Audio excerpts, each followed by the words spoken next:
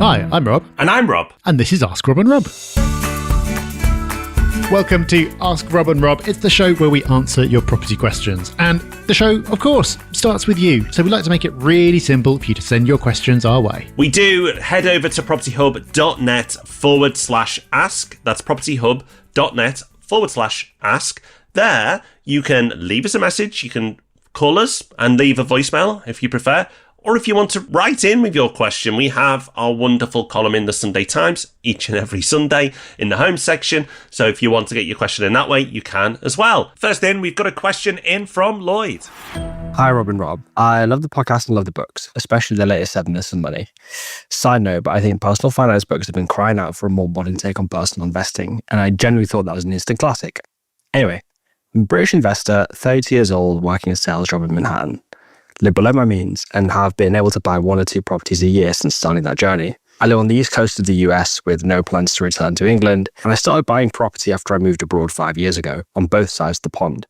In the UK, I have 1 flat and 1 house in Doncaster that I bought during COVID, and in the US, I picked up 10 rental units plus my primary house. My question is about UK properties. Together, they're worth about £210,000.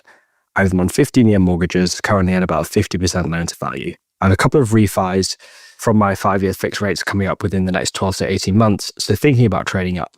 My concern with selling and trading up is always the transaction costs, specifically stamp duty. I've always had one eye on Leeds for appreciation potential and feel like that's going to have more headway than Doncaster, but the Donny properties are headache-free. My mum lives right next door, managing them, and they're never vacant as a result. My question is about scaling that portfolio in the UK. I haven't bought much in England since those first 2 because of transaction fees and stamp duty.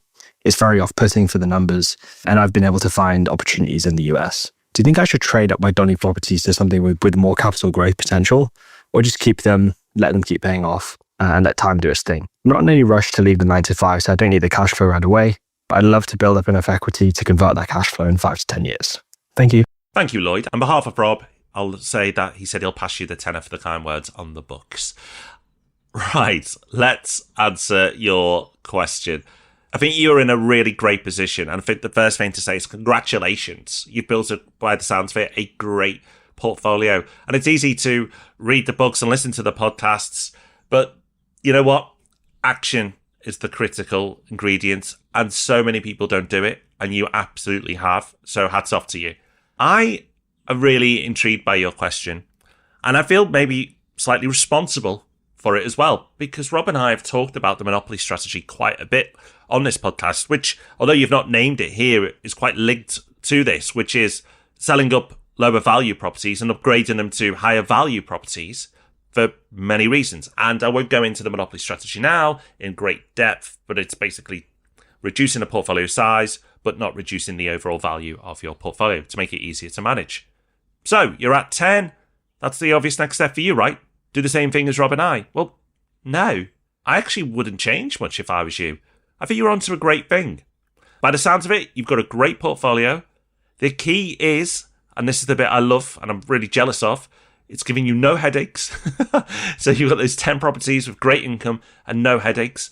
Why would you change it? Well, I suppose capital growth, but I really like Doncaster. I think Doncaster has great potential for capital growth. So if it was in some random area that I thought, oh, you know what, I can't see capital growth happening here, then I'd say so. But I truly think Doncaster is a great place to invest. We actively try and do deals in Doncaster for that very reason. So I really like the area. I really like that you've got a system in place that means it doesn't give you any headaches. I really like your strategy. I like it all. I think, Lloyd, you're doing a great job. Maybe if you build a pot up through any additional savings you can do, or from the rental income you get from these properties, maybe the next one you do could allow you to look elsewhere and go for a more premium type property, and by doing so would give you some diversification, not just move you into the next part of the strategy. That, for me, could make sense, and I could see why you would do it. But in terms of the portfolio you've got, unless things change, unless it starts to become a hassle, I would sit on it, I wouldn't sell it, and I would just look to go next time around in a different way. Because you quite rightly identify that there are transaction costs involved, and it's not something you should do lightly. The monopoly you play on the board is very easy. Transactions are done in seconds, and there's no costs involved in those transactions except the purchases. Real life is not like that, as we know. So you're right to identify there is downsides to the monopoly strategy. It's not a no-brainer. It's only right for some people. And based on what you've said right now, I don't think it's right for you. Great answer. Completely agree with that. Let's move on to our next question and see if we can get another Rob involved on the show. Hello, Rob B. Hello, Rob D. This is Rob P. I have been investing for about 5 years now. Throughout that time, I've been listening to your content, which is amazing. So long may it continue, and many thanks for what you do. I'm calling about the interesting podcast that you put out about the monopoly strategy. Now, I've been investing in the north of England, buying some of those lower cost properties, and can see the benefit of moving up the property food chain, as it were, into some more expensive properties. However, where capital appreciation has historically not been such a big consideration in some of these areas, and cash flow and yield has, how does that work within monopoly strategy? For example, if I've got three £100,000 properties that are each generating £300 per month cash flow, it seems unlikely that a single 300,000 value property is going to generate £900 and equal the cash flow, even if there are less potential tenant issues, maintenance issues, and so on to consider. How does that equate within the monopoly strategy, and how do you work around it essentially? Thanks very much. Appreciate your answer. There we go. It's three of us now. Awesome. I also like, Rob, that it rhymes. Rob B, Rob D, and Rob P. Yeah, exactly. It's awesome. Yeah. If you're looking for a co-hosting gig, just get in touch. But thank you for your first contribution to the show. It's a really good question. And I think there's a couple of things to unpick here. So the first thing is on capital appreciation. You're right that in the areas you're talking about, capital appreciation historically hasn't been as strong. But at the moment, if we're talking about the North very generically and very broadly, the North has far better capital appreciation than the South. And that is likely to continue for quite a long time yet, just because of how the early part of the cycle after 2008 played out. Affordability, general headroom, it's just going to continue to do better. So that's not really a factor that you need to be thinking about. Where you are completely right is that three 100k properties are probably going to have a higher gross yield than a single 300k property. If you're mathematically inclined, you could probably draw out some kind of curve, and there's going to be a point where very cheap properties are just like real high yielders. There'll be a big chunk in the middle where it all pretty much works out. Then towards the very top end, it starts to trail off again, where the property value just gets way higher relative to the rent that it can command. So in your example, are you going to be taking a hit in terms of the gross yield? Possibly / probably. But there are a couple of factors to balance against that.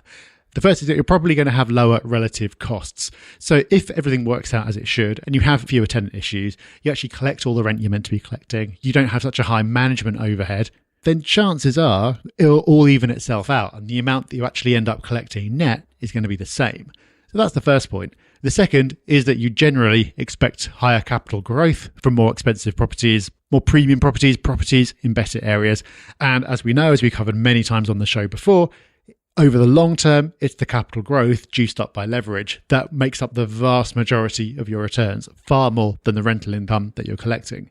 So that's why I believe that for the right person, for the right situation, the strategy can absolutely work in the kind of areas for the type of properties that you're talking about. But there's no getting away from the fact that the monopoly strategy is not optimizing for cash flow. It's optimizing for long-term total return, and it's optimizing for convenience. If you are following a pure cash flow strategy where you just want to build up the maximum possible amount of rental income, which is completely the right thing to do for some people, then it's not going to be the way to go. You should be sticking with those lower cost properties. So Rob, congratulations on having a great name. Thank you for your question, and good luck with whatever you decide to do.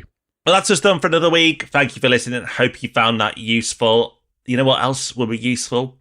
Tuning in on Thursday for the Property Podcast, because we got a great episode lined up for you there. And you can find us in the Sunday Times on Sunday. So until those wondrous events take place, take care, have fun. Bye-bye. Bye-bye.